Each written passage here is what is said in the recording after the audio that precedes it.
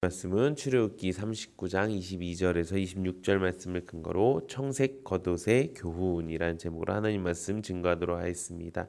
하나님 나라를 향하여 출애굽기 강의 173번째 시간입니다. 이번 주도 지난주에 이어서 이 제사장의 옷을 만드는 일에 대해서 함께 은혜를 나눠보고자 합니다. 이번 주는 에봇 받침 겉옷, 이 청색 겉옷에 대한 교훈과 또 속옷, 세마포, 속바지, 두건, 관에 대한 교훈에 대한 말씀을 드리도록 하겠습니다. 그 중에 오늘은 청색 겉옷에 대한 교훈입니다. 이 청색 겉옷이라는 것은 우리가 지난주에 살펴보았던 그 제사장이 그 정복이라고 할 수 있는 그 에봇 겉에 입는 그 청색 옷을 의미합니다. 이 옷은 무릎까지 내려오는 긴 옷인데 머리를 넣는 구멍을 뚫어서 그 머리를 넣으며 입는 옷입니다. 그리고 그 주변에 그 깃을 대어서 천을 대어서 깃을 만들었습니다. 그리고 옷의 가장자리에는 석류로 수놓았습니다. 이 석류를 수놓은 이유를 우리가 알기 원합니다. 이 석류를 뜻하는 이 림모네라는 뜻의 어원은 라맘인데 이 말의 뜻, 이 석류를 뜻하는 이 말의 뜻이 바로 높이다, 올리다라는 뜻입니다. 그래서 이 석류를 수놓았다는 것은 우리가 이 제사장이 이 옷을 입었을 때 하나님을 높이며 영광을 올린다라는 의미로 우리가 말할 수 있습니다. 그리고 마지막으로는 이 석류 장식 사이사이에는 방울을 달았습니다. 순금으로 만든 금방울을 달아서 이 제사장이 성소를 드나들 때 방울 소리가 나게 해서 죽음을 면할 수 있게 한 것입니다. 이것이 이 청색 겉옷, 이 에봇 겉옷에 대한 말씀의 전체적인 내용입니다. 그렇다면 이 말씀을 통해서 하나님께서 우리에게 주시는 말씀은 무엇일까요? 두 가지가 있습니다. 첫 번째는 바로 우리의 예배가 하나님을 높이고 하나님께 영광 돌리는 예배가 되어야 한다는 것입니다.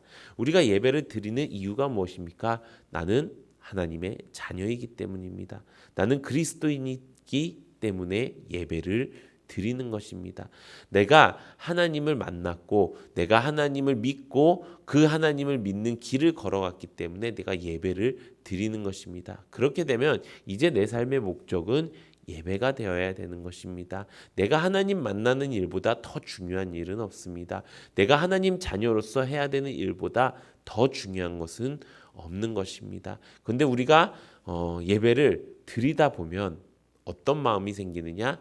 이 예배가 나의 신앙의 어떤 관습이 되고 또 나의 신앙의 연조가 되어버린다는 것입니다. 그래서 이 예배를 내 습관처럼 드리고 이 예배를 내가 그냥 더 괜찮은 사람이 되기 위해서 내가 이 땅에서 잘 살기 위해서 그 온전한 목적과 목표를 잃어버린 채 예배를 드리게 된다는 것입니다.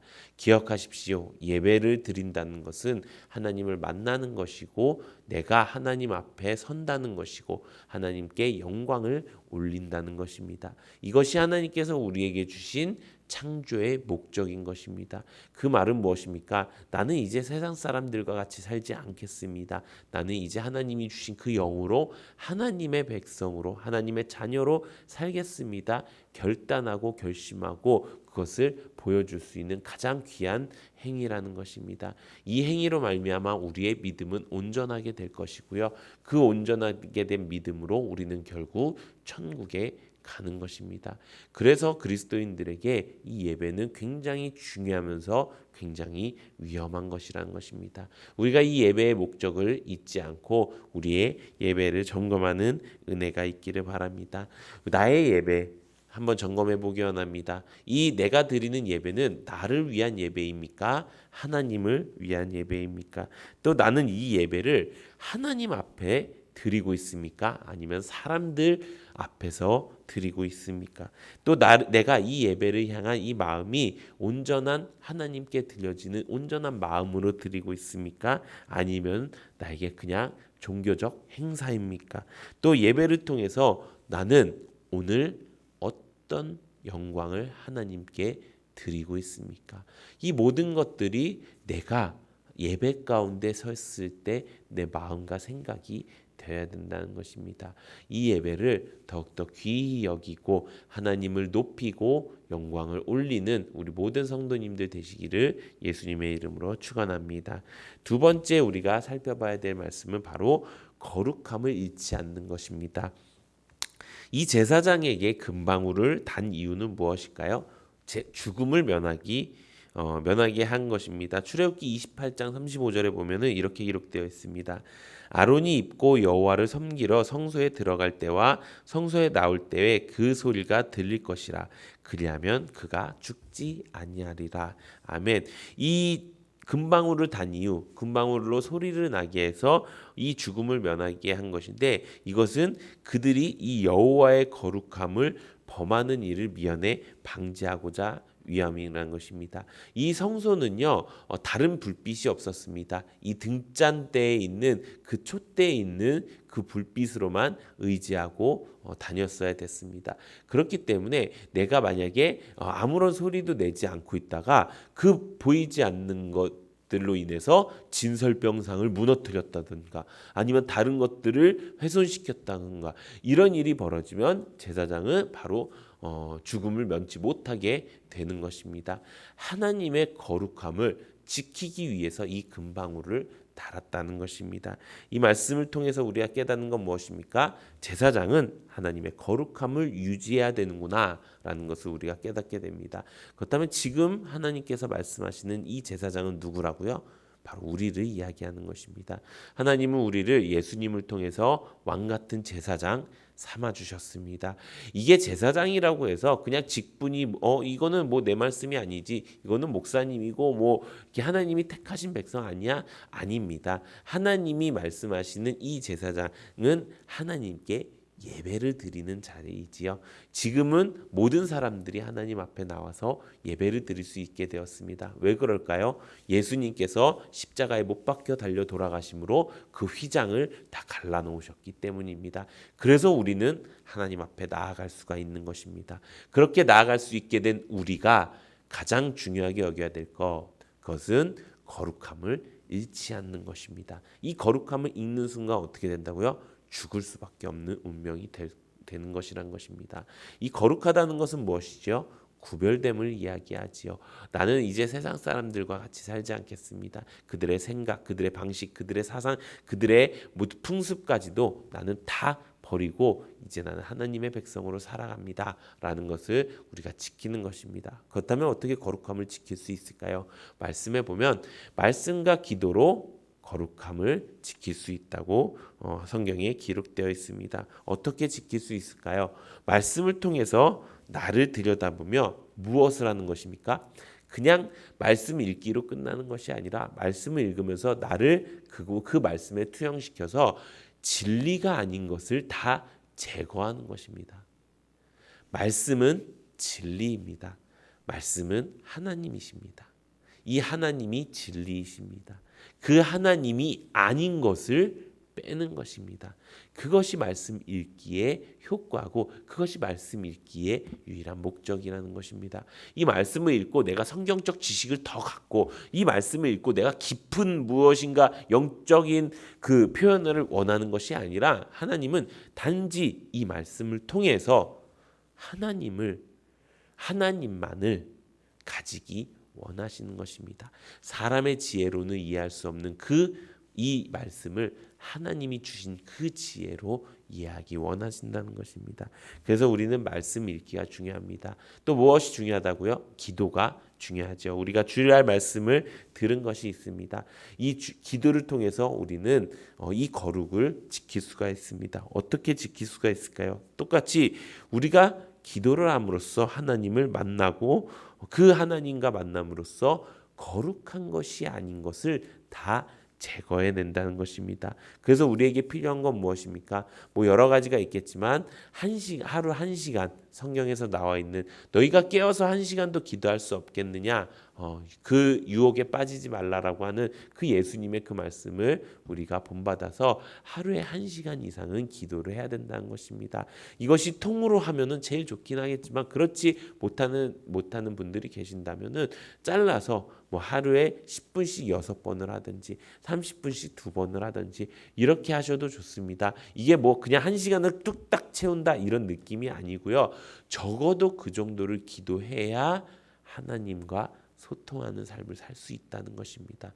하루에 숨은 얼만큼 쉬십니까? 하루에 밥은 몇 분 정도 드십니까? 하루에 내가 쉬는 시간은 몇 분 정도 되십니까? 이것을 따지고 본다면 하루 1시간을 하나님께 드린다는 것, 그리고 하나님께 기도한다는 것, 그것은 어려운 일이 아닐 것입니다. 또 기도할 때 어떻게 해야 됩니까? 중언부언, 내가 원하는 거, 내 도깨비 방망이처럼 이거 해주세요, 저거 해주세요. 물론 시작은 그렇게 될 수가 있어요. 우리의 시작은 간구로부터 시작이 될 수 있어요. 기도는 간구함으로 시작되는 것인가요? 그런데 그 간구함이 어떻게 돼요? 그 간구함이 제대로 된 기도가 된다면 내 뜻대로 마옵시고 주 뜻대로 하옵소서. 내 뜻이 아닌 주님의 뜻을 구하기 시작한다는 것입니다. 그래서 기도는 주문 외우지 않으셨으면 좋겠어요. 맨날 들어갔던 레퍼토리, 주여 오늘도 뭐 이렇게 막 이런 레퍼토리 말고요. 그냥 담임 목사님 말씀처럼 하늘에 계신 우리 아버지요, 오늘도 나와 함께하여 주시옵소서. 이렇게 기도하는 거예요. 이런 기도가 우리에게 끊임없이 있을 때 우리는 유혹에 빠지지 않고 거룩해질 수 있게 되는 것입니다. 그렇게 하기 위해서 중요한 것, 우리는 기도 공동체 안에 있어야 되는 것입니다.